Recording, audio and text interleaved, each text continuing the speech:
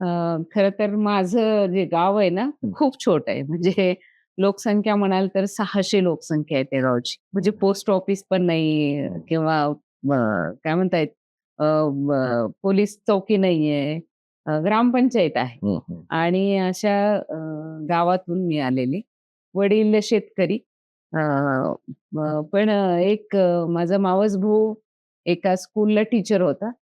तर वडिलांना असं वाटायचं की आपल्या मुलांनी शिकलं पाहिजे. हं, म्हणून माझ्या मोठ्या भावाला शिकायला घातलं आणि तो इंजिनिअर झाला.